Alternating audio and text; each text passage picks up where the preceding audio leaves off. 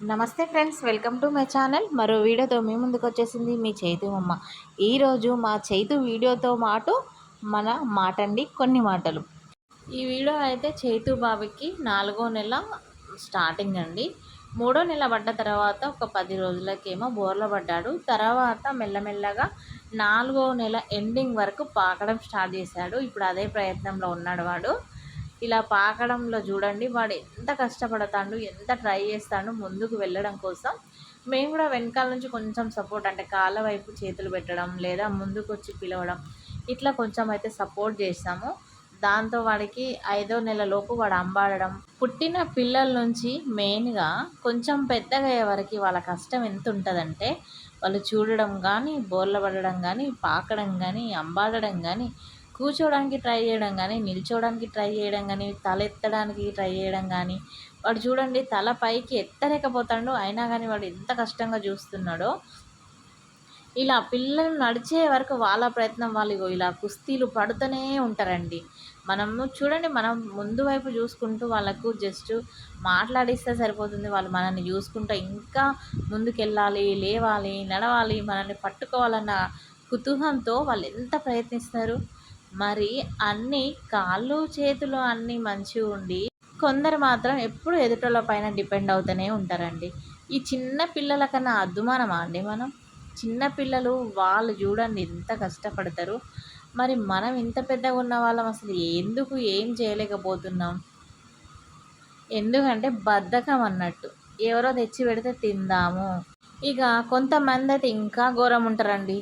అడ్డగడదల్లాగా 30, 30, 40, 40 ఏళ్ళు వచ్చినా కానీ అమ్మా నాన్నల మీద ఏడ్సి వస్తారు.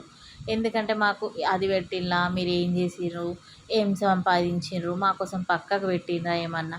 ఎందుకండి ఇంత చిన్న వయసు పిల్లలే అమ్మ మీద డిపెండ్ కాకుండా వాళ్ళంతట వాళ్ళు బోర్ల పడడానికి, పాకడానికి, మనల్ని చూడడానికి, నడవడానికి అంత ప్రయత్నాలు చేస్తే నువ్వు పెద్దగా అయ్యి నిన్ను చదివిపించి నిన్ను ఒక స్టేజ్కి తీసుకొచ్చిన తర్వాత కూడా నీకు అన్నీ సంపాదించి పెట్టాలంటే ఎట్లా అండి?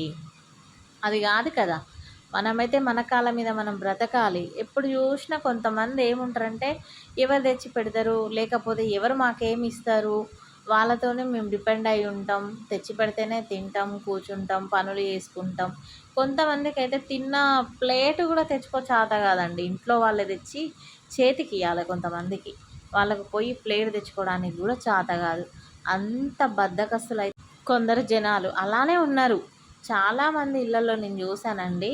పాపం ఇంట్లో వాళ్ళు అమ్మ కానీ, భార్య కానీ, లేదంటే కొంతమంది ఆడపిల్లలు కూడా ఇట్లనే ఉన్నారు. అన్నీ తెచ్చియాలి, లేదా అంటే చేత కాకుండా బద్ధకంగా. ఎందుకు మనల్ని మనం తక్కువ చేసుకోవడం? ఎందుకు మనతో ఏది చేత కాదా?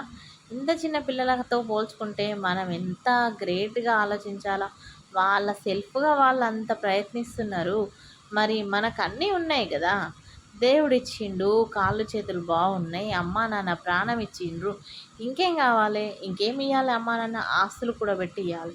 ఎందుకు? మీకు కాళ్ళు చేతులు మంచిగా ఉన్నాయి, మీరు సంపాదించుకోలేరా? కష్టపడలేరా? చేసుకోగలుగుతారు కదా. ఉన్నవాళ్ళు ఇస్తే తీసుకోవడంలో అర్థం లేదండి. కానీ లేని వాళ్ళు కూడా పాపం అమ్మా నాన్న ఇవ్వలేని అమ్మా నాన్న పరిస్థితి కూడా కొడుకులు కోడళ్ళు వాళ్ళని చంపుక తింటారు. మాకేం పెట్టింది? ఏమి ఇవ్వాలండి? మీకు ఒక జన్మ ఇచ్చింది, ఒక జీవితం ఇచ్చిండ్రు, మిమ్మల్ని పెద్ద చేసిండ్రు. ఇంకేమి ఇవ్వాలి మీకు? ఇంకా మిమ్మల్ని పెద్ద చేసి మిమ్మల్ని ప్రపంచానికి పరిచయం చేసిర్రు కదా.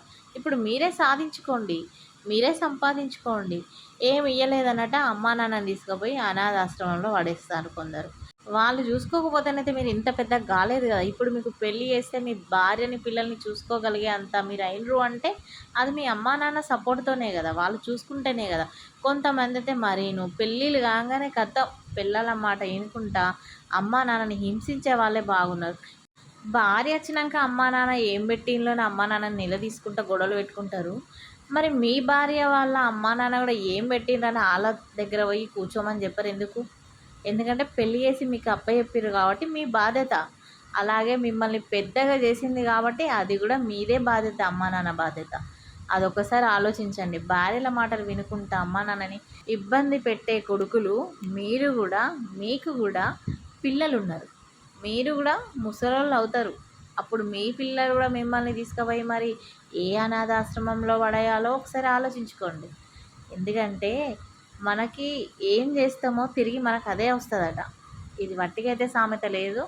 అంతే కదండి. ఒక గోడకి బాల్ కొట్టామనుకోండి, అది అంతే స్పీడ్గా మళ్ళీ మన వైపే వస్తుంది. కాబట్టి రేపు మీకు పిల్లలున్నారు, వాళ్ళు పెద్దగా అవ్వచ్చు, మరి మిమ్మల్ని తీసుకెళ్ళి ఏ అనాథాశ్రమంలో వేయాలో ఇప్పుడే ఆలోచించుకోండి. ఎందుకంటే అనాథాశ్రమంలో కూడా ఫిల్అప్ అయిపోతున్నాయట.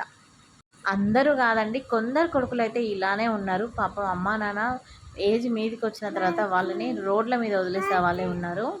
మిమ్మల్ని నమ్ముకున్న మీ భార్య పిల్లల్ని మీరు పోషిస్తున్నారు అంటే అక్కడి వరకు మీ అమ్మా నాన్న మిమ్మల్ని పెంచితేనే కదా మీరు కూడా తర్వాత మీ పైన డిపెండ్ అయిన మీ ఫ్యామిలీని అయితే చూసుకోగలుగుతున్నారు. అదొకసారి ఆలోచించండి.